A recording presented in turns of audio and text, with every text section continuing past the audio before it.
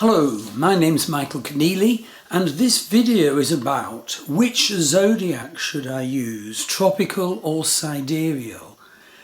It's become rather a fraught topic, but I am drawn to do this video and write this blog about it, to speak from the heart, because I feel I have compelling evidence that Vedic astrology should use the sidereal zodiac with Lahiri and Amshar, and tropical zodiac should be used for Western astrology.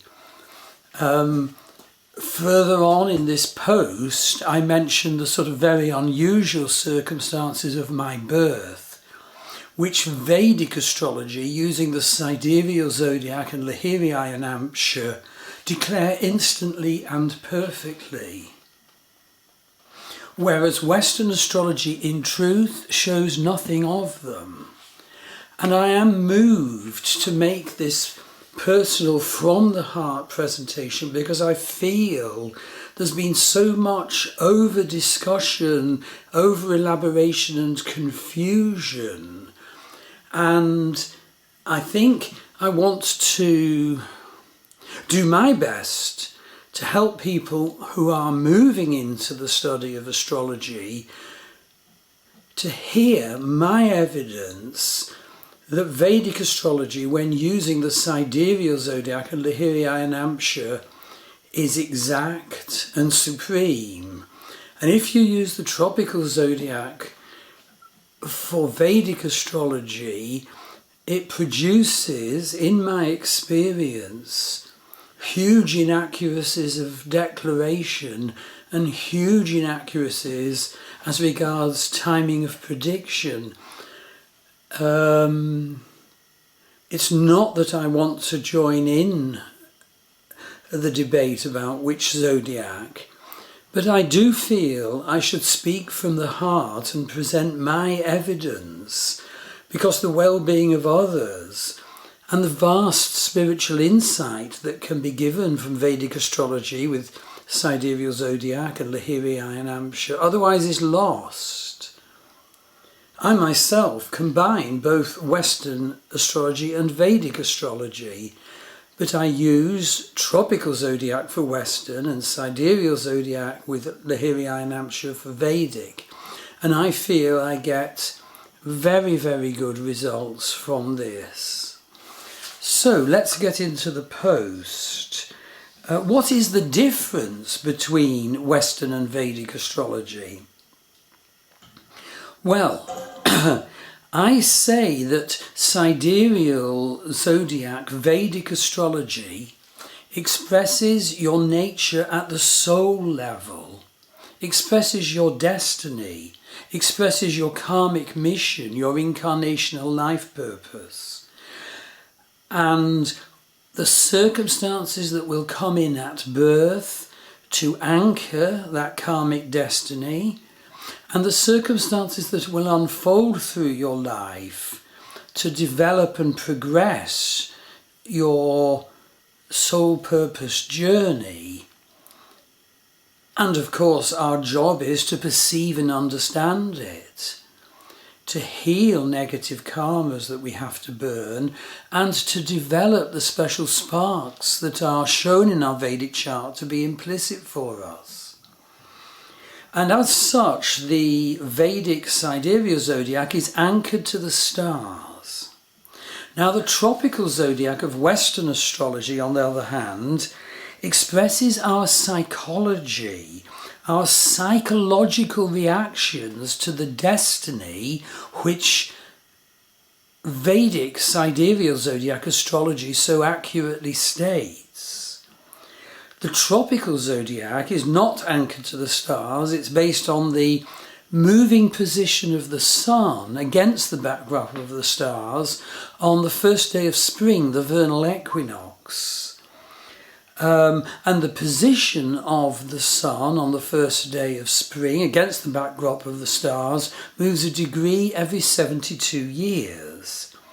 So the tropical zodiac of Western astrology is sun sign based, and as such it's orientated to our egoic self, particularly it's based on the equinoctial position of the sun, our psychological egoic self. And of course there's an unfoldment of the Western tropical zodiac in relation to the star-orientated Sidereal Vedic zodiac that is called the precession of the equinoxes, a great unfoldment of consciousness. Now, the number of degrees difference between the Western tropical zodiac and the Vedic sidereal zodiac is called the Ayanamsha. And I have definitely found that this is most accurately stated by Lahiri Ayanamsha, by which the two zodiacs were 23 degrees 51 minutes apart in the year 2000. So this raises the question of why do we need Western and Vedic astrology? It is so necessary to have Western astrology declaration of the nature of our egoic self. And note that in Western astrology, even destiny issues like past life matters are expressed and presented psychologically. There are psychological reactions to our past lives and their presence in this life. But I feel I have learned that our goal in life is not to reside in our psychological reactions.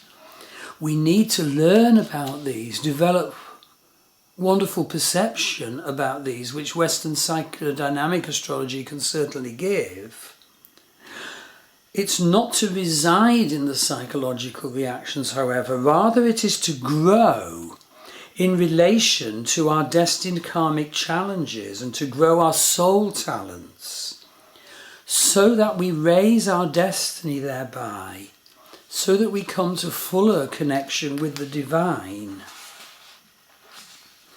And so it's so totally important to understand that Western tropical astrology can be stuck in the false self and the therapy. So we are, yes, in fact, left underwhelmed by it and dissatisfied with the psychologizing at the end of the day. And this accounts for the growing popularity of Vedic astrology at these times. So in Western astrology, note that even our past life issues are expressed in terms of the way we react to them psychologically, even lost in self-absorption. Whereas Vedic astrology's declaration of our past life issues and our karmic direction for this life, on the other hand, is a roadmap for the soul. So Western astrology is crucially needed roadmap for the growth of our psychological awareness, even though this is with the finally important, ultimately leaving that behind as the needed focus. There's been such a lot of acrimony recently as to which zodiac to use, and I don't post this in the spirit of acrimony, but I post it from the heart because I do not want people to have their astrological learning ruined, nor to have them led on the less helpful path. So it's been a somewhat fraught decision to voice this, but I feel it must be voiced.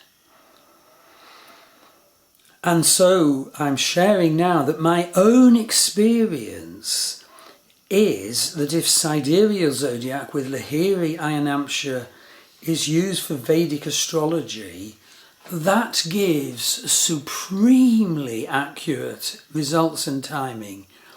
And as I show below, even in the case of my own very unusual start in life circumstances.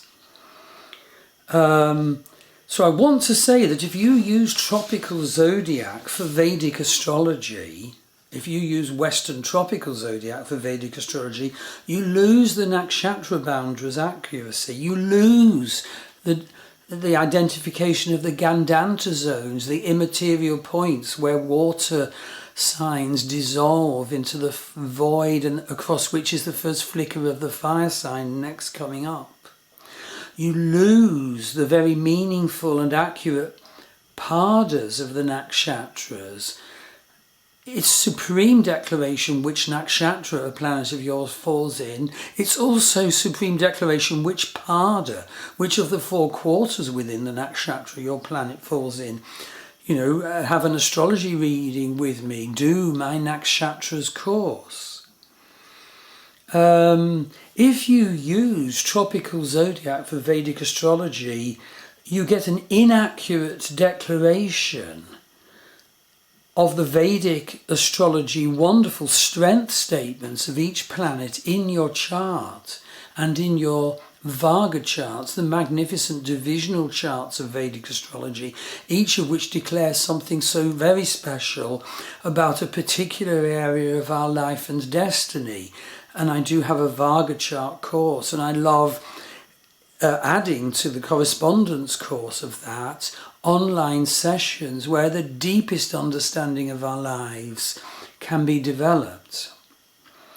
If you use tropical zodiac for Vedic astrology, the sign boundaries are all wrong, planets in signs are wrongly declared, house cusps are inaccurately stated, planetary rulership of your planets are inaccurately stated. This is why I feel I have to speak out. So please be clear that what I'm saying is that as incarnated human beings, it's so necessary, so illuminating and so valuable to develop the perception of our psychology that Western astrology offers, and indeed to do this powerfully and vividly in a visionary way using planetary psychosynthesis work, which I use in all my readings and courses, but it's also totally necessary to access sidereal zodiac Vedic astrology with Lahiri Ayanamsha declaration of our soul purpose and identity. So for example, I always in my readings combine Western and Vedic astrology. I can do that too in your courses if you want. And so an example of this is I use psychodynamic analysis and psychosynthesis role play to understand the nature of our planets in our Western psychodynamic birth chart. But equally, I combine this with the most wonderful use of Rashia Vashta's analysis table of how our planets treat each other. I do believe this combination gets supreme results, but you can't mix zodiacs while you're doing it, because otherwise you'll be basing it on wrong information. And, okay, why do I believe that sidereal zodiac with Lahiri Ayanamsha is the correct zodiac for Vedic astrology and must be used for Vedic astrology?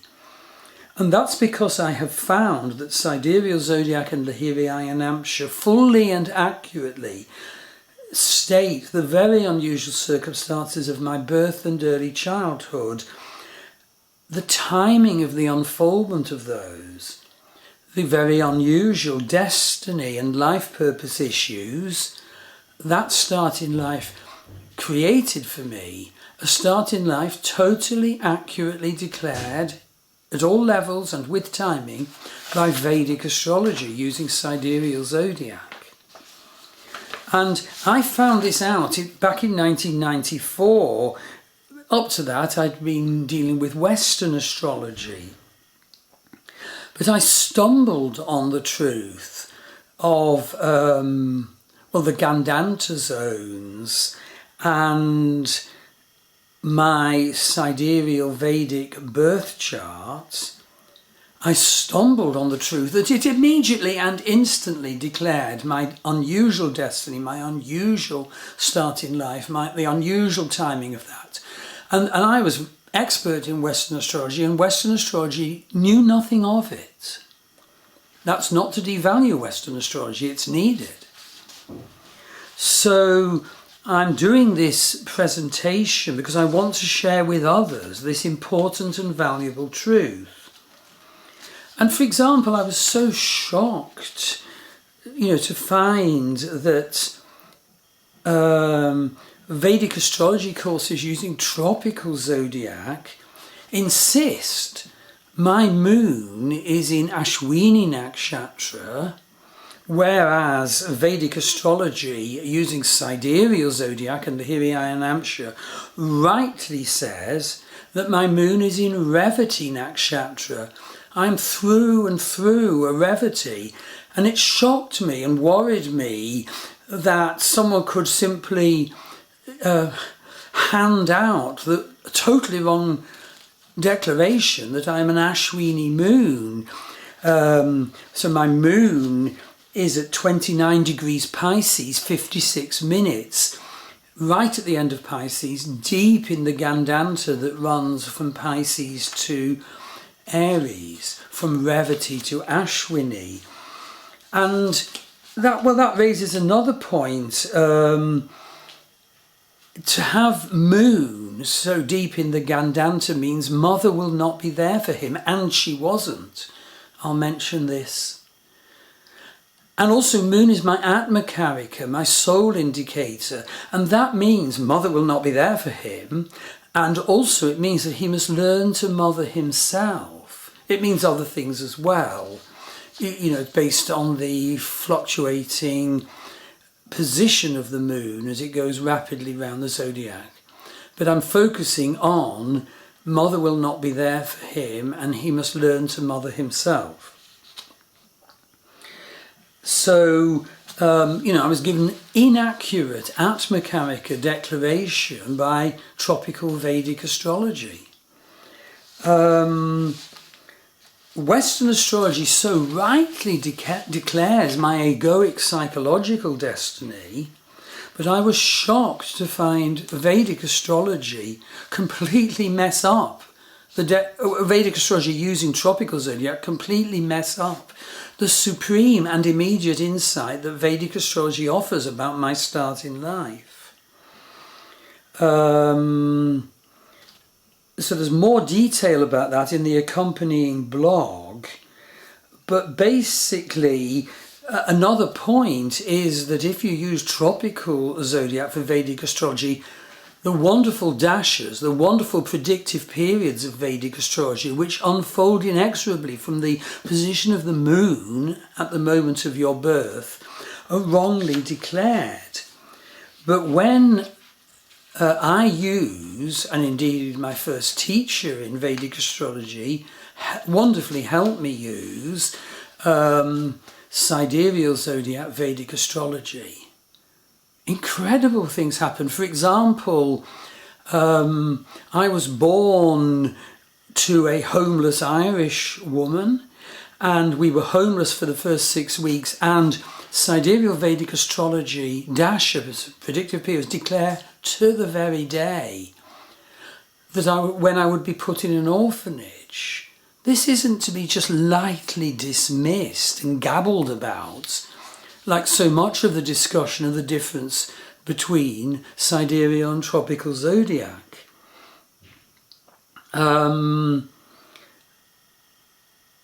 So I give more about this and the detail of it in the accompanying blog post. You see, another thing is that my Vedic sidereal chart declares absolutely incredible things about what my parenting experience will be. For example, I have I have Sun in the 4th house, which can mean, and does mean in my case, that one's mother will be one's father. My Sun is at 1 degree Libra, where it is incredibly deeply fallen and has like record low strength score, using the wonderful sidereal zodiac Shodasha Varga strength scores of planets. And of course, I never met my father, not until I was 40-something. And I want to share with you that last year Maggie and I had a stand at a healers fair near here.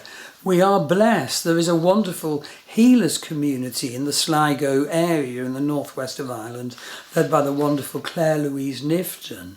And at that fair, across the room from our stand, was a medium I had never heard of before called Anne-Marie Carlin, and she was down to do a presentation at I think 3 o'clock in the afternoon of that day, and I noticed she kept looking at me. So I went to the presentation, and when it started, she immediately turned to me and said in front of the whole audience, "I'm drawn to work with you. Was your father in the army?" And I was sort of shocked really by the accuracy, because indeed he was. So I said, yes, he was in General Sikorski's Polish army of resistance against the Nazis. And she said, well, he's dead now, and he wants me to tell you that he salutes you. He salutes you for how well you've done with all the things that have happened in your life and with the dreadful family background. He salutes you for doing so well. And I think when one has such an amount of childhood damage, it's not easy to immediately respond to that. But over the days, weeks and months since, it has encouraged me. It has given me strength. And indeed, returning to the supremacy of Vedic sidereal astrology, my moon is in the 9th house, which means mother will do the fathering. And in as much as anyone did it, she did it. And as I said, Vedic astrology has a magnificent and unique predictive period system,